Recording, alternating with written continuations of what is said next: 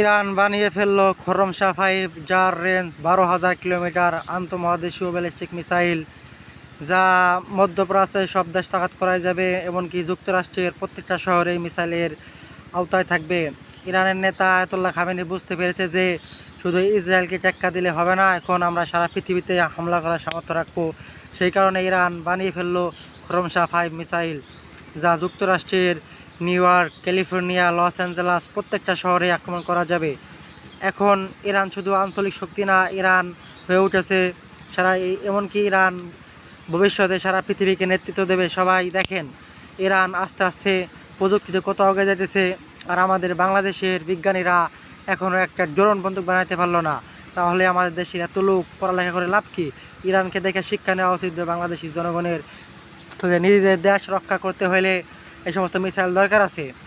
Iran এমনকি তারা পারমাণবিক বোমার কাছাকাছি চলে গেছে।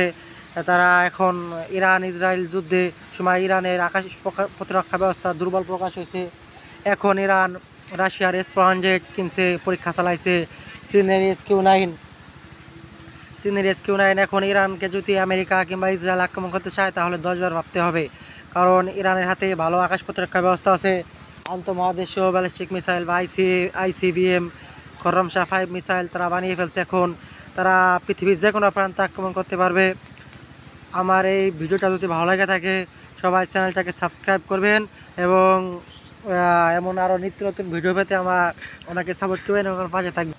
ইরান শুধু মিসাইল দিক দিয়ে শক্তিশালী না, ইরান বানিয়ে ফেলছে আধুনিক সব ড্রোন, যুদ্ধজাহাজ, ট্যাঙ্ক, সব ধরনের অস্ত্রপাতি ইরান তৈরি করতে পারে। শুধু যুদ্ধ বিমান একটু ইরান ঘাটতি আছে, যুদ্ধ বিমান তৈরি করতে পারে না। তবু চীনের Z-10C, রাশিয়ার Su-35 এগুলো ইরান অর্ডার দিছে। যদি হাতে পায় তাহলে ইরান মধ্যপ্রাচ্যের ভিতর মানে বিমান বাহিনীর দিক দিয়ে অনেক শক্তিশালী হয়ে যাবে। আশা করা যায় ইরান ইনশাল্লাহ সব কিছু তৈরি করতে পারবে। 2 টন ওয়ারহেড বহন করতে পারে খরমশাহ 5 মিসাইল। এই মিসাইল দেওয়া পৃথিবীর যে কোনো প্রান্তে যে কোনো শহরে আক্রমণ করা যাবে। এমনকি পারমাণবিক বোমাও এই মিসাইলের দ্বারা মারা যাবে। যুক্তরাষ্ট্র এখন যদি ইরানকে আক্রমণ করতে চায় তাহলে যুক্তরাষ্ট্রের 10-15 বার ভাবতে হবে, কারণ এখন এতদিন তো ইরান শুধু 3,000 কিলোমিটারের ভিতরেই ছিল, মানে আক্রমণ করতে পারবে।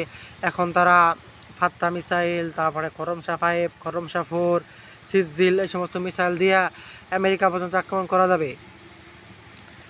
ডোনাল্ড ট্রাম্প সে বলছে যে ইরানকে আমরা কখনো পারমাণবিক শক্তিশালী হতে দেব না, কিন্তু ইরানে আক্রমণ চালাইছে ডোনাল্ড ট্রাম্প।